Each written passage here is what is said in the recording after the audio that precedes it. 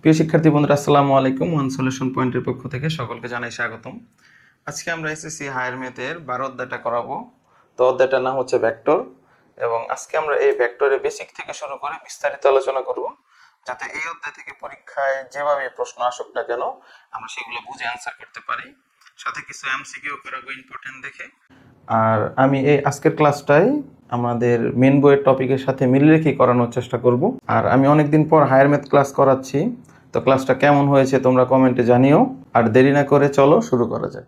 তো পদার্থবিজ্ঞানে কিন্তু আমরা দুই ধরনের রাশি সম্পর্কে জেনেছি। এক ধরনের রাশির হচ্ছে শুধু মান থাকে, আরেক ধরনের রাশির মান এবং দিক উভয় থাকে, ঠিক না? তো তো যে সকল রাশি শুধুমাত্র মান দ্বারাই প্রকাশ করা যায় সেগুলাকে স্কেলার রাশি বলে, আর যে সকল রাশি প্রকাশ করার জন্য মান এবং দিক উভয় লাগবে তাদেরকে ভেক্টর রাশি বলে। তো আমরা একটু এখানে দেখি, আমরা স্কেলার রাশি ও ভেক্টর রাশি এটা পড়াচ্ছি মেন বইয়ের। তো দেখো স্কেলার রাশি কোনগুলা, যে সংজ্ঞাটা একটু দেখে রাখো। এটা যে সকল রাশিকে সম্পূর্ণরূপে প্রকাশ করার জন্য মানের প্রয়োজন হয় তাকে স্কেলার রাশি বলে, ঠিক আছে? তো স্কেলার রাশিগুলোকে শুধু মান দ্বারাই প্রকাশ করা যায়। হ্যাঁ, যেমন সময় একটা স্কেলার রাশি, খেয়াল করো, সময়, তারপর তাপমাত্রা বা ভর, এগুলো কিন্তু স্কেলার রাশি। খেয়াল করো, এগুলো সবই হচ্ছে স্কেলার রাশি। দেখো সময়, দেখো এখানে ধরে নাও এখন 12টা বাজে সাপোজ ধরে নাও, আর তাপমাত্রা ধরে নাও 30 ডিগ্রি সেলসিয়াস ধরে নাও, আর ভর হচ্ছে ধরো 2 কেজি। তো এখানকার প্রত্যেকটা রাশি কিন্তু শুধু মান দ্বারাই প্রকাশ করা হইতেছে, এখানে দিক বলা লাগতেছে না যে আজকে 30 ডিগ্রি সেলসিয়াস তাপমাত্রা আছে রোমে, এটা বললাম। বা তো এখানে ধরো 2 কেজি চাল আছে সাপোজ একটা ব্যাগে, তো এটার জন্য কি কোনো দিকের প্রয়োজন আছে? এগুলো তো দিকের প্রয়োজন নাই। ফলে এই সব রাশিগুলো হচ্ছে স্কেলার রাশি, যেগুলোর দিক লাগে না প্রকাশ করতে, ঠিক আছে? এখন আমরা ভেক্টর রাশিটা দেখি, এটাই আমাদের যেটা কাজে লাগবে আর কি, এটা দরকার এই চ্যাপ্টারের জন্য, সেটা আমরা জানবো এখন।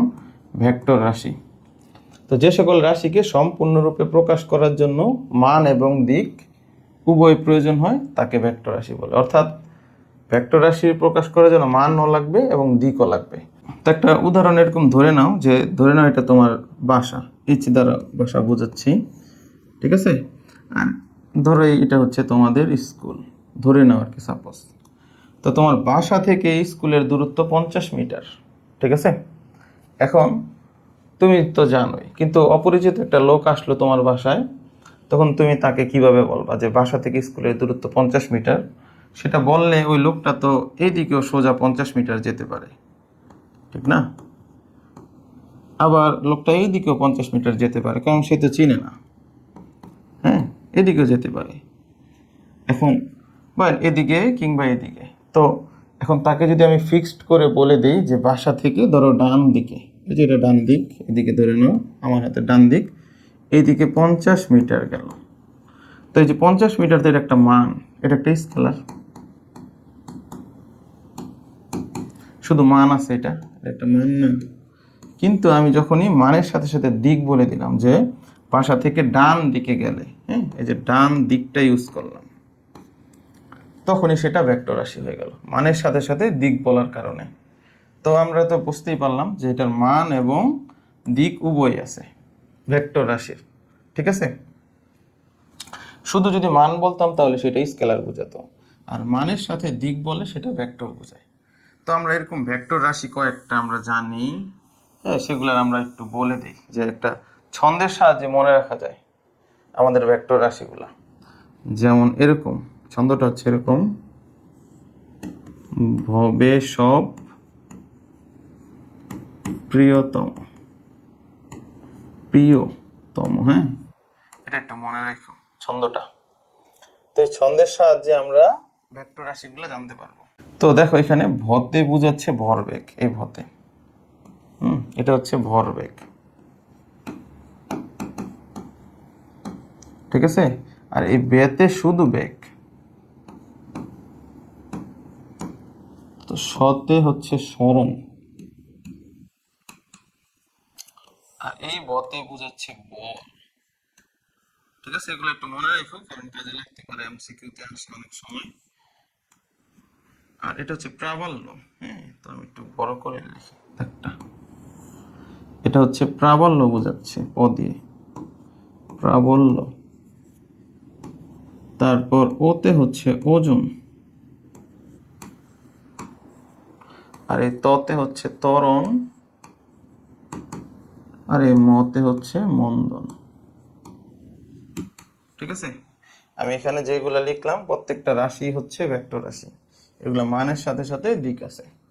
তো আমরা আর এখানে এই পেজে কিছু নাই, তো আমরা পরের পেজে চলে যাই।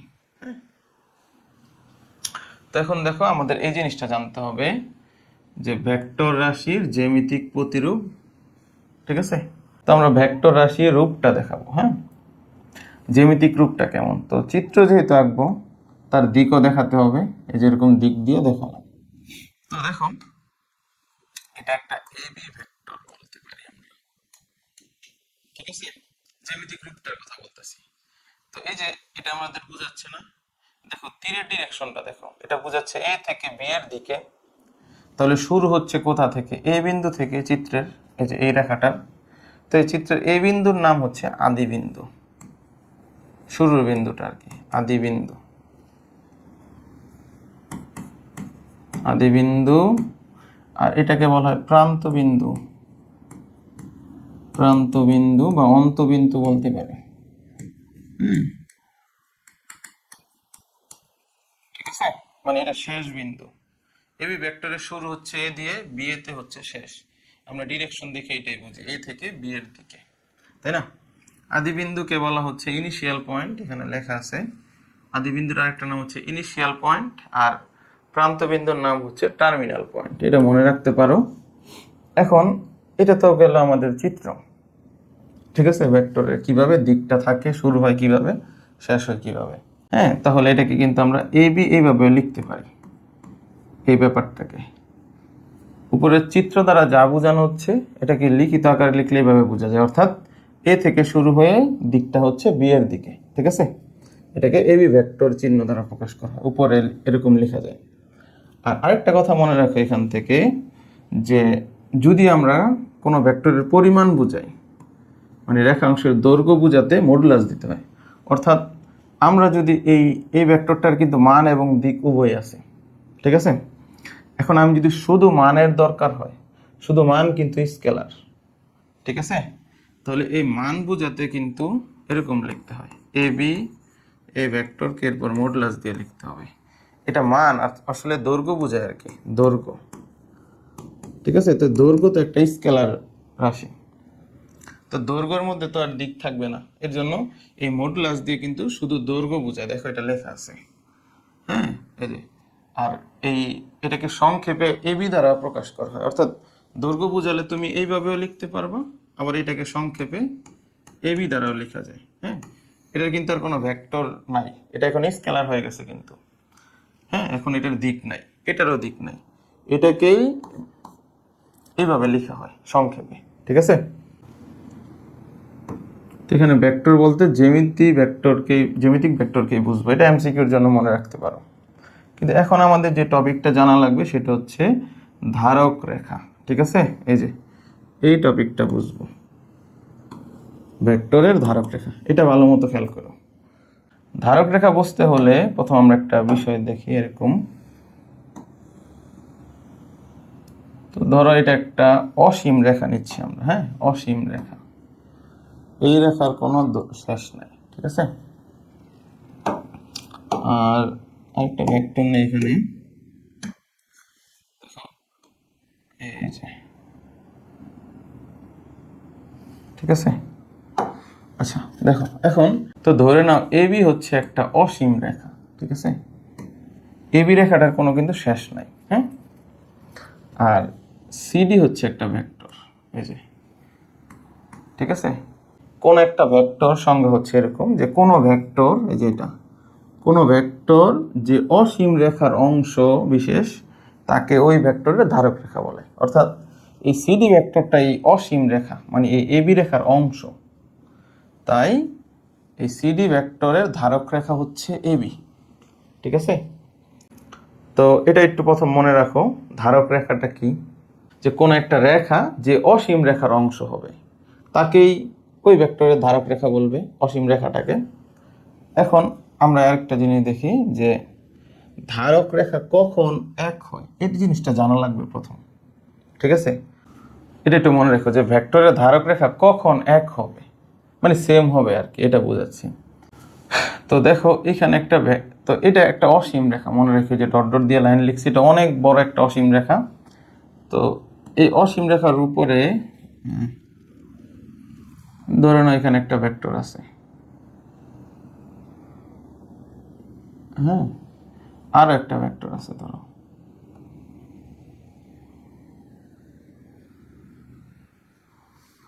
তো আমরা এই ভেক্টরটার নাম দিই সিডি আর এটার নাম দিই ইএফ।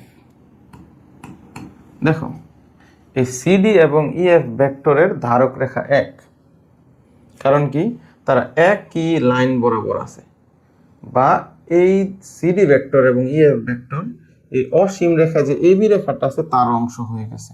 ঠিক আছে, কারণ আর মনে রাখবা দুইটা ভেক্টরের ধারক রেখা কখন এক হয়, তারা যখন একই লাইন বরাবর থাকে তখন, এবং দুইজনের দিক একই আছে, এই ক্ষেত্রেও ধারক রেখা এক হবে। ঠিক আছে, বুঝতে পারছো? একই লাইন বরাবর থাকতে হবে ধারক রেখা এক হতে হলে, এইটাই হলো মেন শর্ত। এরপর দেখো আমরা আরেকটা ভেক্টর লিখি এরকম, ধরো এটা একটা ভেক্টর আর আরেকটা ভেক্টর নেই এদিকে। ঠিক আছে,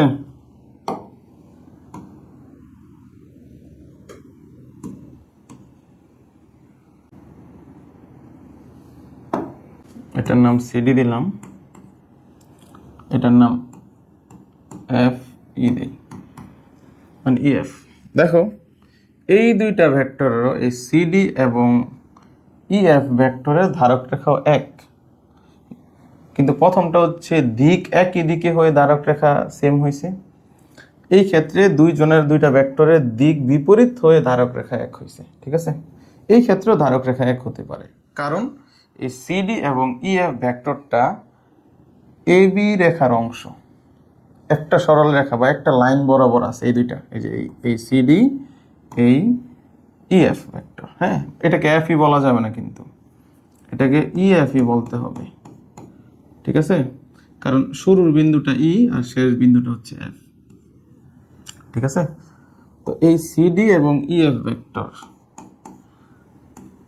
এই দুইটা ভেক্টরের ধারক রেখা এক, উপরের ক্ষেত্রেও ধারক রেখা এক, কিন্তু উপরের দুইটা ভেক্টরের দিক একই, আর এইখানে নিচের সিডি এবং ইএফ ভেক্টরের দিক বিপরীত। ঠিক আছে, আরেকটা ক্ষেত্রে ধারক রেখা এক হয়, দেখো ধরো এটা একটা কালার পরিবর্তন করে নেই।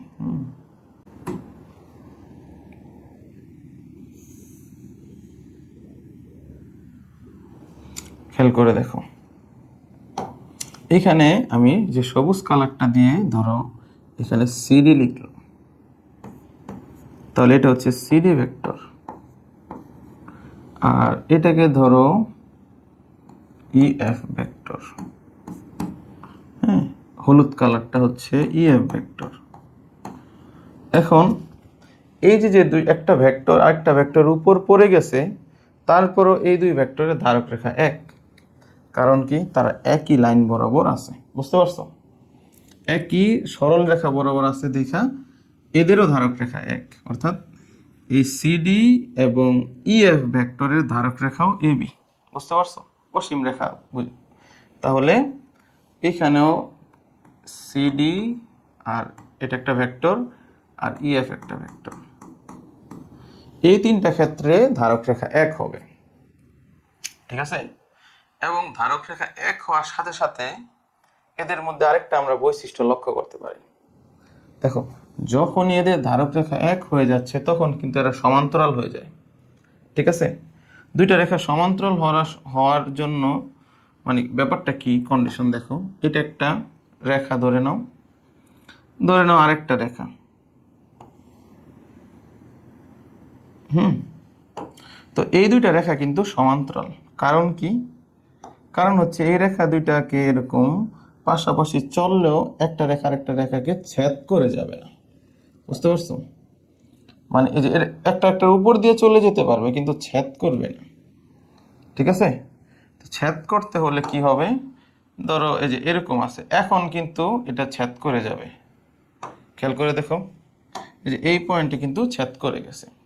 তো এখানে কোনো ভেক্টরই একটা আরেকটাকে ছেদ করে যাবে না। ফলে এখানকার প্রত্যেকটা যে ভেক্টর আছে প্রতি ক্ষেত্রে এরা পরস্পর সমান্তরাল, অর্থাৎ উপরের ক্ষেত্রে এই সিডি আর ইএফ ভেক্টরটা সমান্তরাল, একই লাইন বরাবর চলতেছে, একটা একটার ভিতর দিয়ে চলে যেতে পারে কিন্তু এরকম ছেদ করবে না এটার মতো। বুঝতে পারছো? এই জন্য এটা সমান্তরাল, এইখানেও সমান্তরাল, মানে এই ক্ষেত্রেও তারা সমান্তরাল হতে পারে, সিডি সমান্তরাল ইএফ হবে। বুঝতে পারছো? এই ক্ষেত্রেও তারা সমান্তরাল হতে পারে।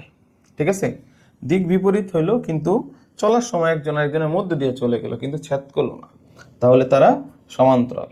তো এই থেকে আমরা একটা জিনিসই বুঝলাম যে যখনই ভেক্টরগুলোর ধারক রেখা এক হয়ে যায় তারা অটোমেটিক্যালি সমান্তরাল হয়ে যায়। বুঝতে পারছো? এটা একটু মনে রাখবা। যদি ভেক্টরের ধারক রেখা এক হয়, ধারক রেখা এক হলে তারা কি হয়? তারা সমান্তরাল হয়। এটা একটু মনে রাখবা। ঠিক আছে? ধারক রেখা এক হলে তারা অটোমেটিকলি সমান্তরাল হয়ে যাবে। আর আরেকটা কথা আমাদের একটু বলা হয় নাই, হ্যাঁ, এখন মনে পড়লো আর কি। ওই যে আগের সংজ্ঞাটা একটু দেখে রাখো। এই স্কেলার রাশির আরেকটা নাম হচ্ছে অদিক রাশি। অদিক এখানে লেখা ছিল, আমার খেয়াল ছিল না বলতে। হ্যাঁ, এই যে স্কেলার রাশি যে আছে, স্কেলার রাশির আরেকটা নাম হচ্ছে অদিক রাশি, কারণ এটা দিক নাই। আর ভেক্টর রাশির আরেকটা দিক নাম আছে, সেটা হলো সদিক রাশি। একটু মনে রেখো, ভেক্টর রাশির এক নাম হচ্ছে সদিক রাশি। সদিক রাশি মানে হচ্ছে এই রাশিগুলার দিক আছে এই জন্য। ঠিক আছে? আচ্ছা, আর আচ্ছা আমরা আরেকটা টপিক দেখব, ভেক্টর সমতা। হ্যাঁ, মানে কোন ক্ষেত্রে দুইটা ভেক্টর সমান হয়। বুঝতে পারছো? তো আমরা ওই পেজেই চলে যাই। তো ধরে নাও এটা হচ্ছে এবি ভেক্টর, এটার নাম হচ্ছে এবি ভেক্টর, আর এটার নাম হচ্ছে সিডি ভেক্টর। এই দুইটা ভেক্টর কখন সমান হবে, অর্থাৎ কখন আমি এটা লিখতে পারবো যে এবি ভেক্টর সমান সিডি ভেক্টর, এটা কখন লিখতে পারবো? এটাই হচ্ছে ভেক্টর সমতা। হ্যাঁ, তো দেখো আমরা ভেক্টর সমতা পড়াচ্ছি এখানে, এটা একটু খেয়াল করো, আমরা ভেক্টরের সমতা পড়াবো। তো দেখো আমরা লিখি এখানে ভেক্টর সমতা। ভেক্টর সমতা মানে সমান আর কি। তো দুইটা ভেক্টর কখন সমান হবে? যদি প্রথমে এরকম হয় দুইটার দৈর্ঘ্য সমান হয়, প্রথম কন্ডিশন হচ্ছে দুইটা ভেক্টরের দৈর্ঘ্য সমান হতে হবে। অর্থাৎ দৈর্ঘ্যকে আমরা মডুলাস দ্বারা প্রকাশ করছিলাম এরকম এ বি। হ্যাঁ, এই যেরকম মডুলাস দিয়ে কিন্তু এই ভেক্টরের দৈর্ঘ্য বোঝায়। এ বি ভেক্টরের দৈর্ঘ্য আর সিডি ভেক্টরের দৈর্ঘ্য সমান হয়। বুঝতে পারছো? এক নম্বর শর্ত হচ্ছে এটা, যদি এই দুইটা ভেক্টরের দৈর্ঘ্য সমান হয়। হ্যাঁ, এই মডুলাস দিলে স্কেলারই বোঝায়। বুঝতে পারছো? মানে এটার মান বোঝাচ্ছে এ বি এর মান আর সিডি এর মান সমান হতে হবে, অর্থাৎ দৈর্ঘ্য সমান হতে হবে। দুই নাম্বার হচ্ছে কি বলা হয়েছে? দুই নাম্বার হচ্ছে এ বি এর ধারক রেখা আর সিডি এর ধারক রেখা একই হতে হবে। এ বি ভেক্টর, এখানে লেখা আছে এরকম, এ বি এর ধারক লিখতে পারো। ধারক মানে আসলে ধারক রেখাই বোঝাচ্ছে। এ বি এর ধারক রেখা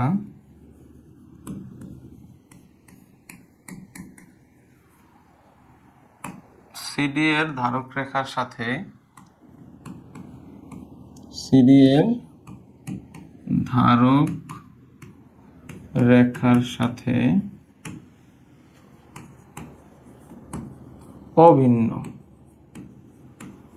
অভিন্ন মানে হচ্ছে একই, মানে সেম আর কি। হ্যাঁ, এবি এর ধারক রেখা আর সিডি এর ধারক রেখা সেম হতে হবে, একই হতে হবে, অথবা সমান্তরাল হতে হবে।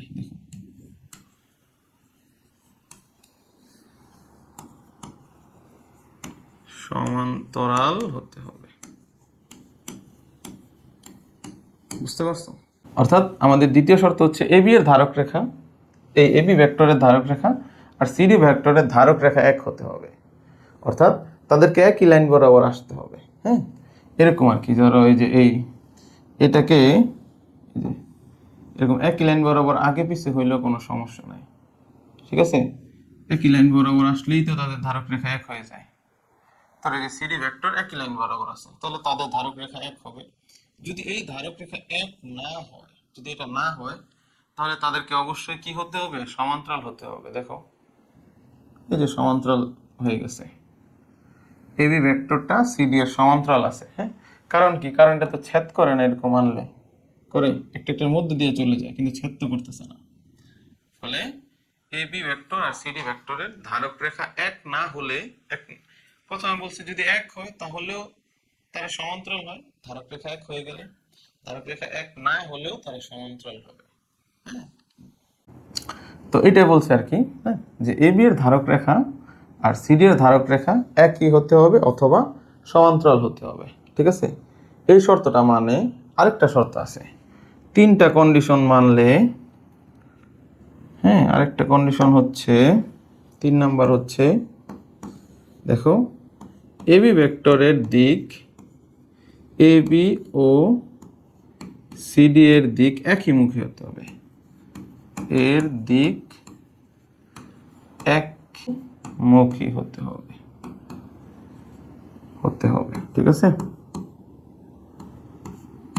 দেখো এই তিনটা কন্ডিশন যদি দুইটা ভেক্টর মানে, তখনই তাদেরকে এরকম সমান দিয়ে লিখতে পারবো। হ্যাঁ, এটাকে বলে ভেক্টর সমতা।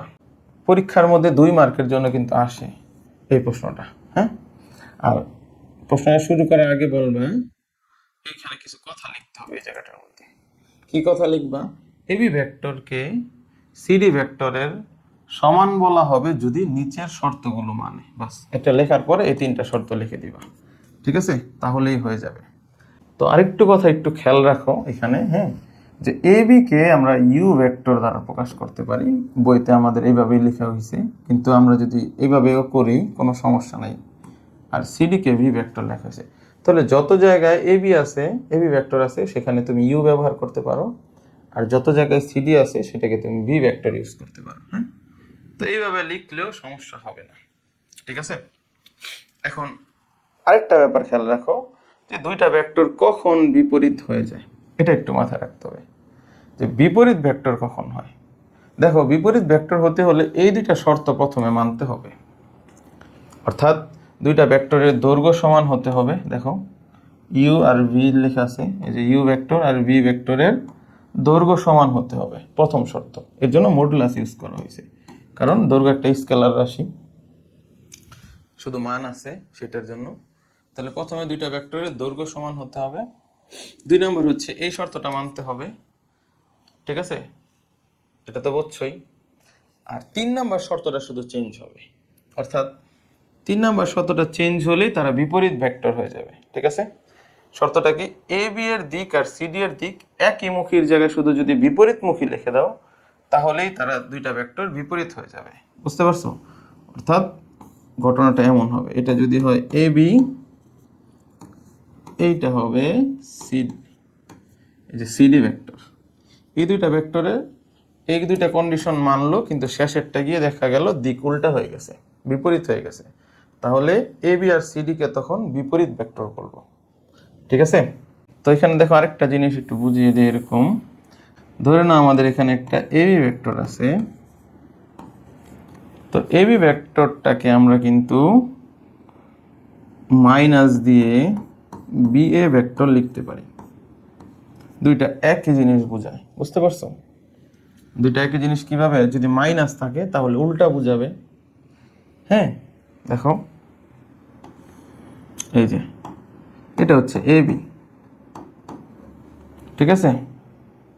আর যদি বি এ দেই তাহলে এই বি থেকে এর দিকে দিকটা বোঝাচ্ছে, হ্যাঁ, এটা হচ্ছে বি এ ভেক্টর।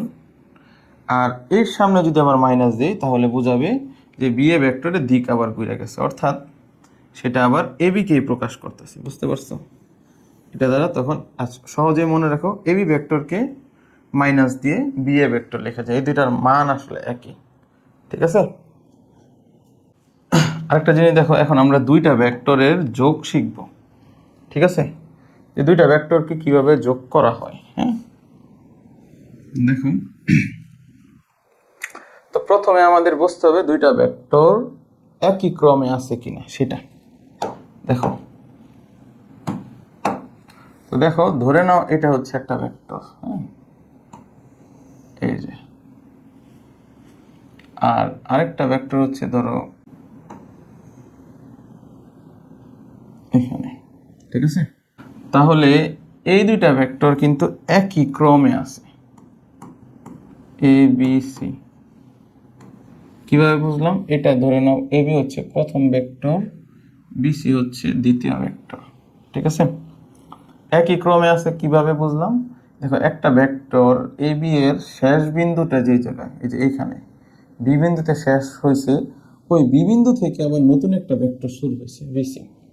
ঠিক আছে, তাহলে যদি কোনো একটা বিন্দুতে একটা ভেক্টরের শেষ বিন্দু পাওয়া যায় আর ওইখান থেকে আরেকটা ভেক্টরের শুরুর বিন্দু পাওয়া যায়, তাহলে ওই ভেক্টর দুইটা একই ক্রমে আছে। বুঝতে পারছো? হ্যাঁ, অর্থাৎ এই বি বিন্দুটার মধ্যে একটা ভেক্টরের শেষ বিন্দু আর ওইখান থেকে আরেকটা ভেক্টরের শুরুর বিন্দু। ঠিক আছে, ফলে A B O BC vector একই ক্রমে আছে। এটা হলে যদি এরকম একই ক্রমে থাকে দুইটা ভেক্টর, তাহলে প্রথম ভেক্টরের শুরুর বিন্দু থেকে, এই যে এটা হচ্ছে প্রথম ভেক্টরের শুরুর বিন্দু থেকে দ্বিতীয় ভেক্টরের, এই যে প্রথম ভেক্টরের শুরুর বিন্দু থেকে দ্বিতীয় ভেক্টরের শেষ বিন্দুর দিকে যে ভেক্টরটা পাওয়া যায় সেটাই তাদের যোগফল প্রকাশ করে।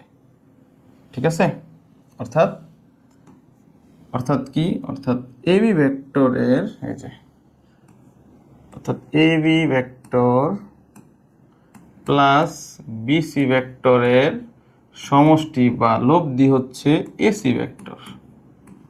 এই যে এসি ভেক্টর। ঠিক আছে, বুঝতে পারছো? এটাকে সহজভাবে মনে রাখা যায়। সহজভাবে কিভাবে?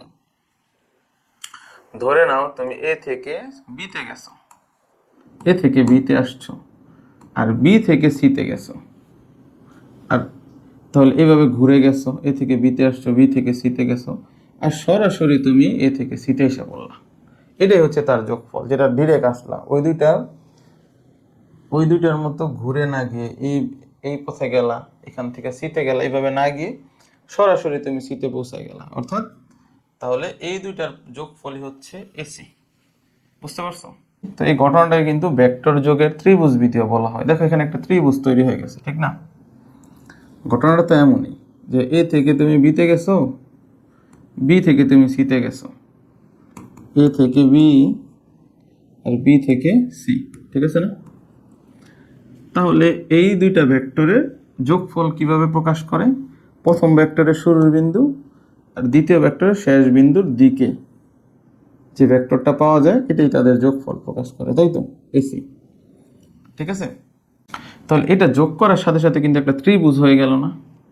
এই জিনিসটাকে বলা হয় ভেক্টর যোগের ত্রিভুজ বিধি। বুঝতে পারছো? এই যে, আচ্ছা, যে ত্রিভুজ উৎপন্ন, এটা একটু পড়ে নিও, ভেক্টর যোগের ত্রিভুজ বিধি বলা হয় এটাকে।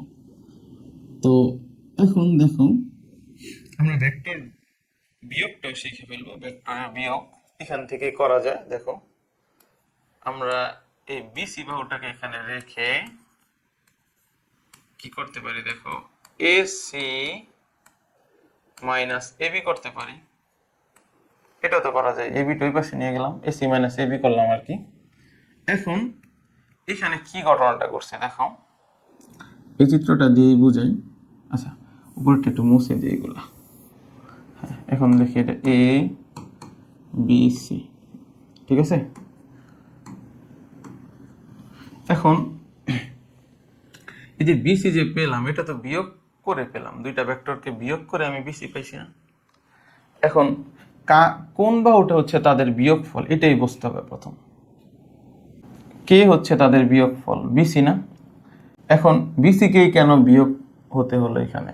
এটার কারণ হচ্ছে, দেখো এই বিসি এর সাথে দুইটা ভেক্টর মিলিত হয়েছে, যে ভেক্টরের আদি বিন্দু একই জায়গায়। বুঝতে পারছো? এবি ভেক্টর আর বিসি ভেক্টরের উৎপত্তি স্থল হচ্ছে এ বিন্দু, মানে আদি বিন্দু এক জায়গায়। তাহলে এই দুইটা যে বাহুর সাথে মিলিত হয়েছে সেটা হচ্ছে ওই দুই ভেক্টরের বিয়োগফল। বুঝতে পারছো? এখন বিয়োগফলটা কিভাবে লিখতে হবে সেটা একটা বিষয়। বিয়োগফলটা হচ্ছে, এই যে বিসি যে ভেক্টরটা পাচ্ছি আমরা, এই ভেক্টরটা হচ্ছে এরকম যে অন্তবিন্দু মাইনাস আদিবিন্দু, অন্তবিন্দু মাইনাস কি বিন্দু? আদিবিন্দু। এটা একটু মনে রাখবা, বিয়োগটা এরকম ভাবে পাওয়া যায়। ঠিক আছে? দেখো এটা আমি, আচ্ছা এটা একটু দেখো, আমি এই চিহ্নটা ঘুরাই দিলাম এরকম, ধরে নাও এই চিহ্নটা এদিকে, এখন ঠিক আছে, এদিকে দিয়ে দিছি ঘুরিয়ে। এখন কাকে আমরা বিয়োগ ফল হিসাবে চিহ্নিত করব, এখান থেকে বোঝার চেষ্টা করো ঠান্ডা মাথায়। হ্যাঁ, দেখো এই যে দুইটা ভেক্টর এবি ভেক্টর আর এসি ভেক্টরের উৎপত্তি স্থল এক জায়গায়, মানে আদি বিন্দুটা এক আর কি। তাহলে এই একই আদি বিন্দু থেকে যে দুইটা ভেক্টর যে বাহুর সাথে মিলিত হয়েছে সেটাকে আমরা বিয়োগ বলবো, বিয়োগ ফল বলবো, অর্থাৎ বিসি। কিন্তু এখানে বিসি না লিখে সিবি লেখা হয়েছে। কি লেখা হয়েছে? সিবি ভেক্টর লিখলাম। তাহলে এখানে কাকে বিয়োগ দিয়ে লিখবো? কোন বাহুটাকে আগে দিব, এসি কে নাকি এবি কে? দেখো আমি আগেই বলছিলাম যে এই যে ভেক্টরটা বিয়োগ ফলের ভেক্টর, সেই ভেক্টরটার অন্তবিন্দু কোথায়? শেষ বিন্দু এই যে বি বিন্দুতে মিলিত হয়েছে না? দেখো এই চিহ্নটা যেরকম দেওয়া হয়েছে না, তাহলে এটা তো আদি বিন্দু, হ্যাঁ, আর এটা হচ্ছে শেষ বিন্দু। তো আমি এখানে লিখছিলাম অন্তবিন্দু, তাহলে অন্তবিন্দু হলো শেষ বিন্দু, শেষ বিন্দুকে বি, এই বি বিন্দুর সাথে যে ভেক্টরটা মিলিত হয়েছে সেটাকে আগে লিখতে হবে, অর্থাৎ তোমাকে আগে লিখতে হবে এবি ভেক্টর মাইনাস, এরপরে কোনটা হবে? এটা হবে আদি বিন্দু, অর্থাৎ এসি ভেক্টরের কথা বলা হয়েছে। ঠিক আছে? অর্থাৎ এই যে এই ভেক্টরটা আছে, এই সিবি ভেক্টর, সিবি ভেক্টরের শেষ বিন্দু বা অন্তবিন্দুর সাথে মিলিত বাহু মাইনাস এই সিবি ভেক্টরের আদি বিন্দুর সাথে মিলিত বাহু হচ্ছে তাদের বিয়োগফল। বুঝতে পারছো? এটা হচ্ছে ভেক্টরের বিয়োগ। ঠিক আছে? তো এখন আমরা জানবো ভেক্টর যোগের সামান্তরিক বিধি। ঠিক আছে, এটা শিখবো। তো সামান্তরিক বিধিটা কি সেটা আগে আমরা লিখি। হ্যাঁ, একই বিন্দুতে ক্রিয়াশীল দুটি ভেক্টর যদি একটি সামান্তরিকের দুটি সন্নিহিত বাহুর মান ও দিক নির্দেশ করে, তাহলে ওই বিন্দুগামী কর্ণ ওই ভেক্টরদ্বয়ের লব্ধি নির্দেশ করে। ঠিক আছে, মানে যোগফল নির্দেশ করে আর কি।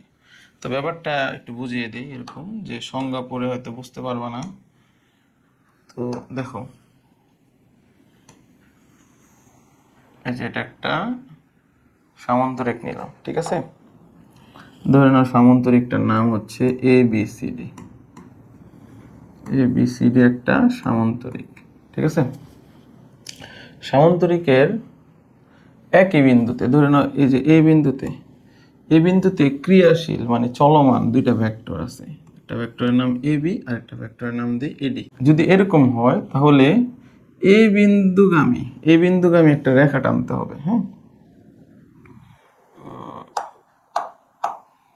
তাহলে এই বিন্দুগামী, এই যে দেখো এই বিন্দুগামী কর্ণ, এই বিন্দুগামী সামান্তরিকটা কর্ণ আঁকো।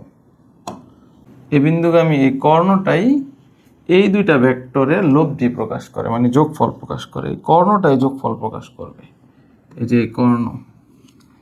ঠিক আছে, বুঝতে পারছো ব্যাপারটা? সহজ কথায় একেবারে সহজভাবে বলি যে দুইটা ভেক্টর চলমান দুইটা ভেক্টর, ধরে নাও একটা ভেক্টর নাম হচ্ছে এবি আর একটা এডি। এই দুইটা ভেক্টর যদি একটা সামান্তরিকের দুইটা সন্নিহিত বাহু মানে পাশাপাশি দুইটা বাহু বোঝায়, তাহলে এই সন্নিহিত বাহু দুইটার কর্ণটাই তাদের লব্ধি প্রকাশ করতেছে, অর্থাৎ যোগফল প্রকাশ করতেছে। এই কর্ণটাই কিন্তু হচ্ছে তাদের যোগফল। অর্থাৎ আলটিমেট কথা হচ্ছে এসি কর্ণটাই কি কাদের যোগফলের সমান? এ বি প্লাস এডি এর সমান, যোগফলের সমান। বুঝতে পারছো? এটা বোঝানো হচ্ছে। আমরা এটাকে কিভাবে প্রমাণ করতে পারি? দেখো, এ বি প্লাস এডি কে যদি আমি এসি দেখাতে পারি, তাহলে আমাদের প্রমাণ হয়ে যাবে। এ বি আর এডি এর যোগফল এসি মাধ্যমে দেখাতে পারবে। ঠিক আছে? অর্থাৎ আমাদের তাদের কর্ণটাকে দেখাতে হবে। এই দুইটা ভেক্টরের যোগফল যে তাদের কর্ণ হয় সেটা দেখাতে হবে। দেখো কিভাবে দেখানো যায়। এ বি এর জায়গায় থাক, হ্যাঁ। এখন দেখো আমি এডিটাকে এই পাশে নিয়ে আসতে পারি, এই এডি ভেক্টরটাকে এখানে নিয়ে আসতে পারি। অর্থাৎ আমরা তো জানি সামান্তরিকের বিপরীত বাহুগুলা সমান ও সমান্তরাল, তাই না? অর্থাৎ বিপরীত বাহুগুলা কি? দেখো, এডি এর বিপরীত বাহু কি? বিসি। এই দুইটা বাহু কিন্তু সমান ও সমান্তরাল। ঠিক আছে? এখন দেখো, তাহলে এডি আর বিসি কে সমান দিয়ে লিখতে পারি, আবার এডি সমান্তরাল বিসি লিখতে পারি। তাহলে তাদের বিপরীত, এই বাহুটার বিপরীত বাহু সমান ও সমান্তরাল হয়েছে। এবং দেখো, আমরা বলছিলাম এডি হচ্ছে একটা ভেক্টর, কারণ সংজ্ঞার মধ্যে বলা হয়েছে একই বিন্দুতে ক্রিয়াশীল দুটি ভেক্টর। এডি একটা ভেক্টর, তাহলে এখানে একটা দিক আছে, এডি এর দিক আছে। তাহলে এই এডি ভেক্টরকে যদি এইখানে নিয়ে আসি, শিফট করে ফেলি, ভেক্টরকে কিন্তু শিফট করা যায়, মানে এক স্থান থেকে আরেক স্থানে নেওয়া যায়। যদি যদি দুইটা ভেক্টর, একটা ভেক্টরকে শিফট করা হয়, তাহলে কিন্তু তারা ওই আগের ভেক্টরের সমান্তরালেই থাকে। বুঝতে পারছো? এখানে একটা কথা আছে যে ভেক্টর স্থানান্তর করছে এখানে এসি আর ওবি। এই যে কি এসি, হ্যাঁ, এসি ভেক্টরটাকে কি করা হয়েছে? ওবি ভেক্টরের সাথে শিফট করা হয়েছে, এবং এই দুইটা ভেক্টরের মান সেম হয়ে যাবে। তো যাই হোক, এখন একটু খেয়াল করো, দেখো আমাদের এডি যদি একটা ভেক্টর হয়, এটাকে শিফট করলে বিসিও তো একটা ভেক্টর, তাই না? দেখো তো, ওই যে দুইটা ভেক্টরের সমতার নিয়মটা আমাদের খেয়াল আছে কিনা? এই দুইটা ভেক্টরের মান যদি সমান হয়, তাদের ধারক রেখা এক না হোক, তারা তো সমান্তরাল হয়েছে এখানে, ঠিক না? আর দুইটা যদি ভেক্টর হয়, অর্থাৎ দুইটার দিক যদি সমান হয়ে যায়, তাহলেই তো এই ভেক্টর দুইটাকে, এডি আর বিসি ভেক্টরকে আমরা কি বলতে পারি? সমান ভেক্টর বলতে পারি, ঠিক না? অর্থাৎ এডি আর বিসি তখন কি হয়ে যাবে? সমান হয়ে যাবে। এখন দেখো, এবার একটু ব্যাপারটা খেয়াল করো। তাহলে এডি আর বিসি যে সমান, এটা তো আমরা বুঝতে পারছি। এটা ভেক্টরের স্থানান্তর থেকেও আমরা বুঝতে পারি, হ্যাঁ। তো এখানে কি লিখতে পারি? দেখো, এ বি ঠিক থাকে, যে এ বিটা আমরা এখন কি করব? এডি, এই এডি আর বিসি কিন্তু সমান, তাহলে এডি এর জায়গায় আমরা কি লিখবো? বিসি ভেক্টর লিখবো। দেখো আমরা একটু আগে দেখাচ্ছি না, দুইটার দৈর্ঘ্য সমান, সমান্তরাল, এবং দুইটাই তো ভেক্টর, তাহলে তাদের দিক একই দিকে আছে। ফলে কি হয়? দুইটা ভেক্টর সমান হয়ে যায়, এডি আর বিসি ভেক্টর সমান হয়ে যাবে। ঠিক আছে? এডি আর, তাহলে যেখানে এডি সমান সমান আমরা কি লিখতে পারি? বিসি লিখতে পারি। কোন শর্ত অনুযায়ী? ওই যে ভেক্টরের স্থানান্তর নিয়ম অনুযায়ী। এই স্থানান্তরটা কিভাবে হয়? ওই যে তারা সমান ও সমান্তরাল বিধায়, এখানেও লেখা আছে সামান্তরিকের যে বিপরীত বাহুটা সমান ও সমান্তরাল, এই কারণেই তো তাদেরকে স্থানান্তর করতে পারছি। ঠিক আছে? ফলে এখন দেখো, এখানে ত্রিভুজ বিধি প্রয়োগ করলেই আমরা কর্ণ পেয়ে যাব। আমাদের প্রমাণ তো এটাই, এসি ইকুয়াল মানে কর্ণ সমান সমান এবি প্লাস এডি দেখানো। ঠিক আছে? তাহলে আমি এবি আর এডি কে যদি আমি কোনোভাবে এসি দেখাইতে পারি, তাহলেই তো প্রমাণ হয়ে গেছে। এখন দেখো, এই যে এ থেকে বিতে গেল, বি থেকে আবার সিতে গেছে, এই যে এটা। তাহলে সরাসরি আমরা এ থেকে সিতে যেতে পারি, মানে যোগফল বোঝা যায় ত্রিভুজ বিধি অনুযায়ী। মনে আছে না? এ থেকে বি, বি থেকে সি, সরাসরি এসি। অর্থাৎ দুইটা ভেক্টর যদি একই ক্রমে থাকে, যে একই ক্রমে আছে, এই যে বি বিন্দুটা হলো একই, এ বি ভেক্টরের শেষ বিন্দু বি আর বি সি ভেক্টরের শুরুর বিন্দু বি, তাহলে একই ক্রমে থাকলে প্রথম ভেক্টরের শুরুর বিন্দুটা আর দ্বিতীয় ভেক্টরে যে বি সি ভেক্টরের শেষ বিন্দুর দিকে যে ভেক্টরটা পাওয়া যায় ওইটাই তো তার লব্ধি প্রকাশ করে। অর্থাৎ এই ত্রিভুজ বিধি অনুসারে লিখতে পারি, বা তোমরা এটা তো এমনি মনে রাখতে পারো, এ থেকে বিতে গেছে, বি থেকে সিতে গেছে, সরাসরি এ সিতে গেছে, ঠিক আছে? তাহলেও তো এটা যোগফলই প্রকাশ করে, তাহলে এটাকে লেখা যায় এসি। বুঝতে পারছো? চলে যাই, এটা লাগবে না, ভেক্টর বিয়োগের ত্রিভুজ বিধি এটা আগেই করায় ফেলা হয়েছে। হ্যাঁ, এখান থেকে আর আরেকটা জিনিস লাগবে, শূন্য ভেক্টরটা মনে রাখো। শূন্য ভেক্টর কি জিনিস? ধরো যে ভেক্টরের মান শূন্য এবং যে ভেক্টরে আমরা দিক নির্ণয় করতে পারি না সেটাকেই বলা হয় শূন্য ভেক্টর। বুঝতে পারছো? এটাকে এরকম ভাবে লেখা হয়, এ থেকে এ। বুঝতে পারছো? এটাকে যদি লেখা হয় আর কি, মানে এটা হচ্ছে শূন্য ভেক্টর। শূন্যের তো কোনো মান নাই। হ্যাঁ, মানে এটা কোন দিকে আছে? এ থেকে এ মানে কি একটা বিন্দু না? এটাই তো এ থেকে এ মানে একটা বিন্দুই বোঝাচ্ছে আর কি। ঠিক আছে, এই যে এখানে শুরুতেও এ, শেষেও এ, ঠিক না? তাহলে এটা আদি বিন্দু আর অন্তবিন্দু এক, এটা মনে রাখবা একটা কন্ডিশন। তারপর শূন্য ভেক্টরের মান শূন্য, আর শূন্য ভেক্টরের নির্দিষ্ট দিক নেই। ঠিক আছে, এই কথাগুলো মানে মনে রাখতে হবে। হ্যাঁ, আর কি, আর এর তেমন কিছু নাই এখানে। আর শূন্য লেখার পর শূন্যর নিচে কিন্তু একটা ভেক্টরের দাগ দিতে হবে, যেহেতু শূন্য ভেক্টর বোঝালে। ঠিক আছে, ভেক্টর যোগের বিনিময় বিধি আছে একটা, ভেক্টর যোগের বিনিময় বিধি। বিনিময় বিধিটা কি এটা একটু মনে রাখো। বিনিময় বিধি হচ্ছে ইউ ভেক্টরের সাথে যদি আমি কিংবা বি ভেক্টরের সাথে ইউ ভেক্টরকে যোগ করে দেই, একই ঘটনা, তাই না? মান একই থাকবে। এটাই হচ্ছে বিনিময় বিধি, যোগের ভেক্টর যোগের বিনিময় বিধি, মনে রাখো। হ্যাঁ, তারপর আরেকটা আছে ভেক্টর যোগের সংযোজন বিধি। সংযোজন বিধি একটু দেখাই দিই, এটা পরীক্ষায় আসতে পারে সংক্ষিপ্ত প্রশ্নে। সংযোজন বিধি, সংযোজন বিধি, ভেক্টর যোগের সংযোজন বিধি মনে রাখো। এটা কেমন দেখো, U vector plus V vector, এটার সাথে এই দুইটার সংযোজন করা হয়েছে কার সাথে? ডাব্লিউ ভেক্টরের সাথে। আবার দেখো U vector plus V vector আর ডাব্লিউ ভেক্টর, এবার ভি আর ডাব্লিউ কে সংযোজন করা হয়েছে, ফলাফল আসলে একই। ঠিক আছে, তো দেখো আমাদের যদি এই সংযোজন বিধিটা পরীক্ষায় আসে প্রমাণ করার জন্য 2 মার্কের জন্য, তো আমরা এটাকে এই চিত্রের সাহায্যে প্রমাণ করে দিব। দেখো আমরা কি করতেছি,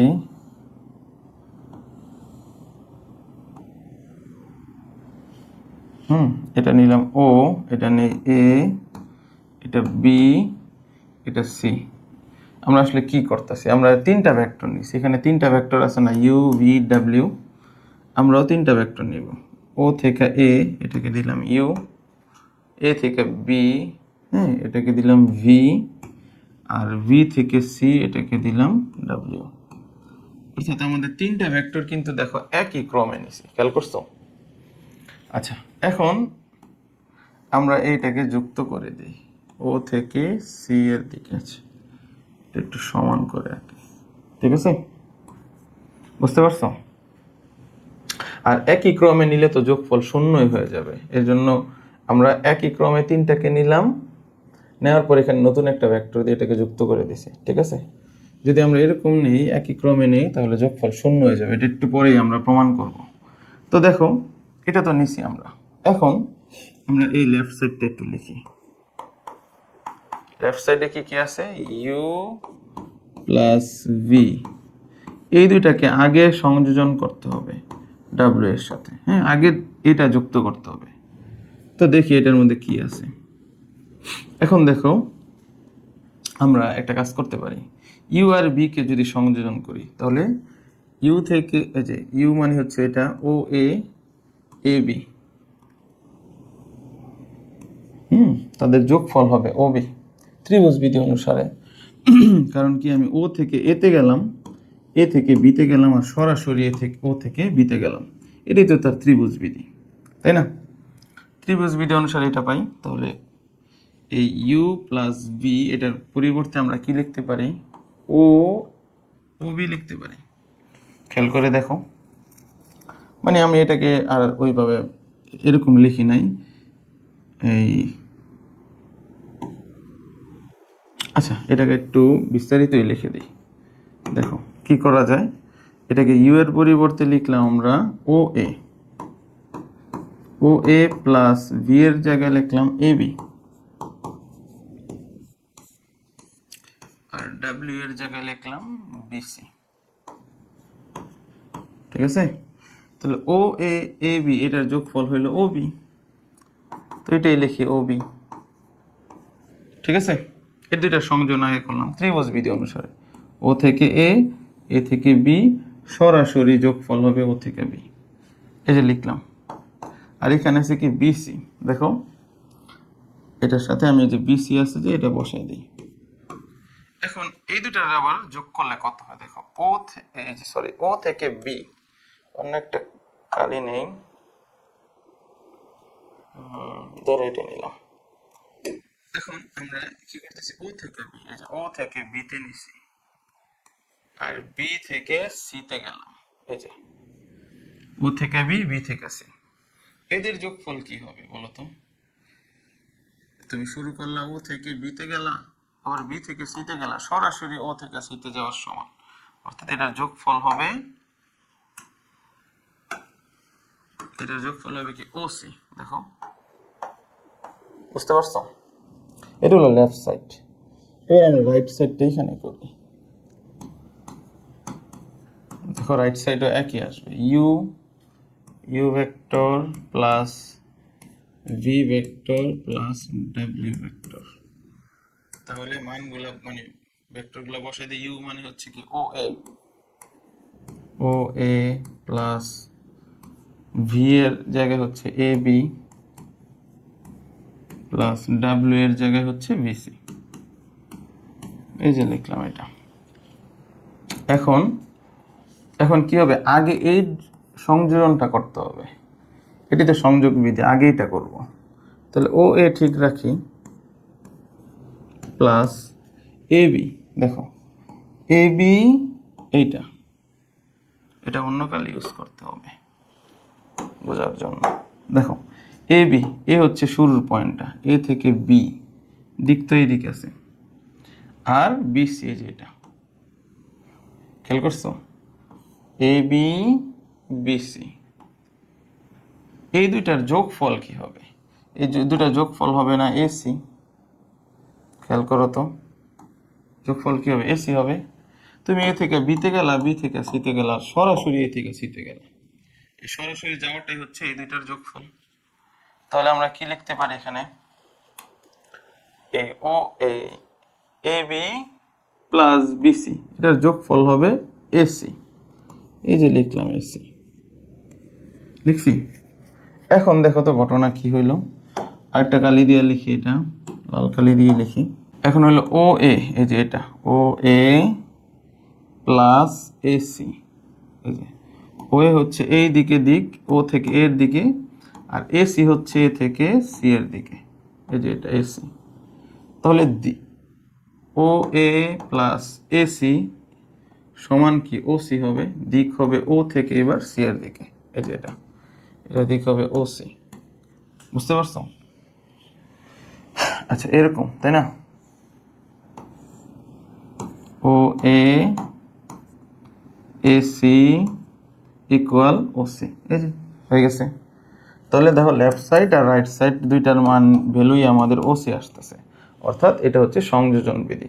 ঠিক আছে, তুমি একই জিনিস তিনটা ভেক্টরকে দুইটাকে একসাথে লিখে পরেরটার সাথে যদি যোগ করো যে ফলাফল আসবে, আবার ইউ আর বি কে একসাথে ভি আর ডাব্লিউ কে একত্রে করে ইউ এর সাথে যোগ করলে একই রেজাল্টই আসবে, এটাই হচ্ছে সংযোজন বিধি। তো এটা করে ফেললো, আর বইয়ের মতো মিল রেখে এখন আশা করি বুঝতে পারবা, এটা দেখলেই পারবা, শুধু বাহুগুলার নাম উল্লেখ করে দিছে, মনে করে দিয়ে লেখাগুলো একটু লিখে নিলেই হবে। তো দেখো পরের ইয়েতে কি দেয়া আছে, এখানে একটা অনুসিদ্ধান্ত আছে, এটা একটু লাগবে। অনুসিদ্ধান্তটা লাগবে, সেটা হচ্ছে 1 নম্বর অনুসিদ্ধান্ত, যে কোন ত্রিভুজের তিনটি বাহু একই ক্রম দ্বারা সূচিত হলে ভেক্টর দ্বয়ের যোগফল শূন্য। ব্যাপারটা কি?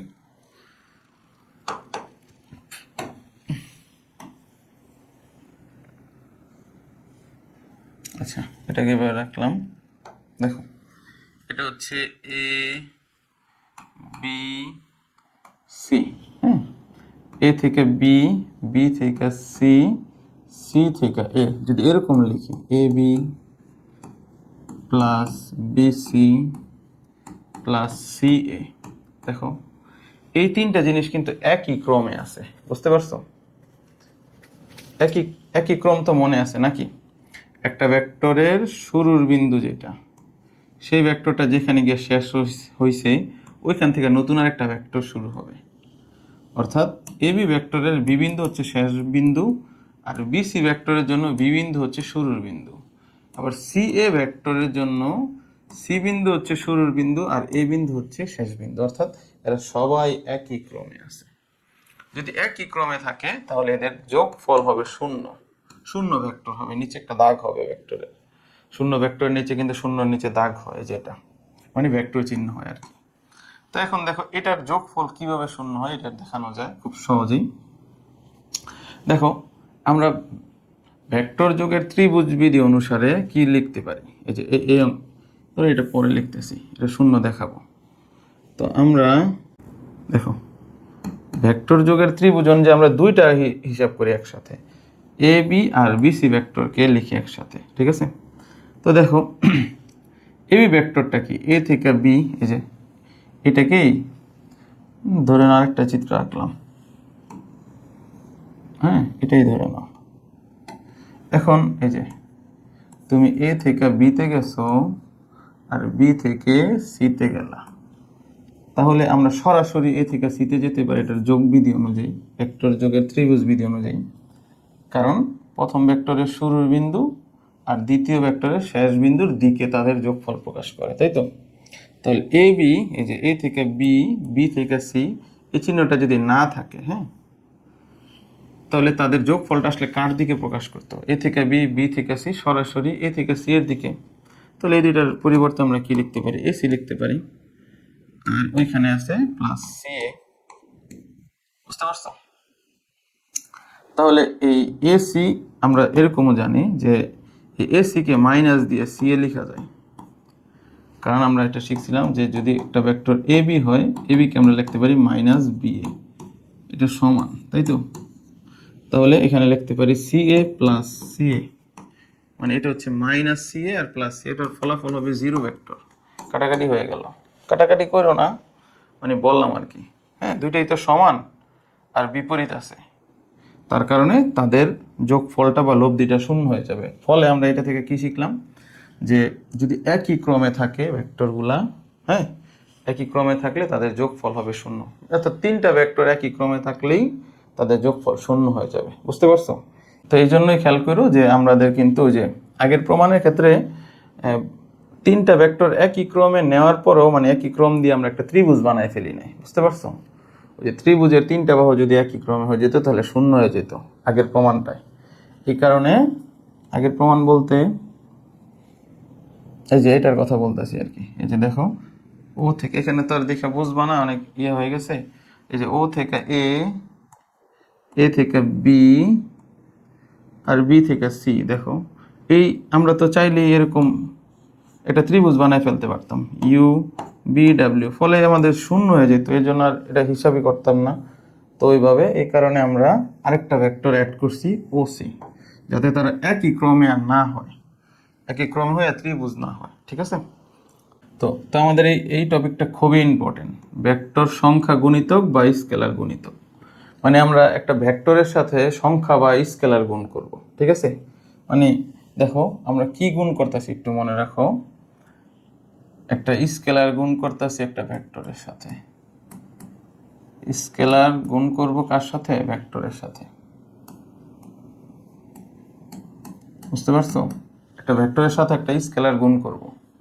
হ্যাঁ, তাহলে গুণ ফলটা কেমন হবে সেটাই আমাদের এই প্রশ্নে বলছে আর কি। তো দেখো একটা স্কেলার বলতে আমরা একটা এম কে স্কেলার ধরে নিলাম, আর ধরে নাও এটা একটা ভেক্টর। হ্যাঁ, ভেক্টরটা ধরে নাও ইউ ভেক্টর। তাহলে এই দুইটা ভেক্টরের গুণফলটা কি এম ইউ, তাই তো? এই গুণফলটা কেমন হবে সেটাই বলছে। তো মনে রাখো, একটা স্কেলের সাথে একটা ভেক্টর গুণ করলে গুণফলটা অবশ্যই ভেক্টর হবে। বুঝতে পারছো? কেমনি মনে রাখবে, দেখুন এটার দিক আছে, এম এর কোনো দিক নাই, তাহলে দিক হওয়া একটা জিনিসের সাথে একটা দিক ছাড়া বস্তু যুক্ত করে দিলে তার একটা দিক পাওয়া যাবে। বুঝতে পারছো? এটাই ভাবে মনে রাখতে পারো। ফলে যেহেতু ফলাফলটার মধ্যে একটা দিক পাওয়া যাবে, তাহলে দিক ফলাফলটা একটা ভেক্টর। ফলে এই দুইটার গুণফল এম ইউ, এটার দুইটার গুণফল না, স্কেলার আর ভেক্টরের গুণফল এম ইউ না, এম ইউটা একটা ভেক্টর রাশি হবে। বুঝতে পারছো? এটা আগে ক্লিয়ার করে নাও। একটা স্কেলারের সাথে একটা ভেক্টর গুণ করলে গুণফল একটা ভেক্টর। এই যে লিখলাম। এখন এই ভেক্টরের গুণফলটাকে মানে একটু কি বলে এটাকে, এই স্কেলারের উপর নির্ভর করে আসলে রেজাল্টটা হয়, এটা আমরা এখন দেখব। ঠিক আছে? তো এই জন্য এই কথাটাকে লিখে নাও এরকম, মানে এটা যেহেতু অ্যান্সার আসলে পরীক্ষা আসলে এইভাবে লিখবা যে ইউ যে কোনো ভেক্টর এবং এম যে কোনো বাস্তব সংখ্যা বলে, অর্থাৎ স্কেলার মানেই কিন্তু বাস্তব সংখ্যা। এটা তো প্রথমে মনে রাখো, স্কেলার মানে হচ্ছে বাস্তব সংখ্যা। কারণ স্কেলার দ্বারা সংখ্যা বা মান বোঝায়, মান তো সংখ্যার মাধ্যমে আসে, 1 2 3 4 5 বা এরকম। তো দেখো এই স্কেলারটার একটা টাইপ আছে, হ্যাঁ?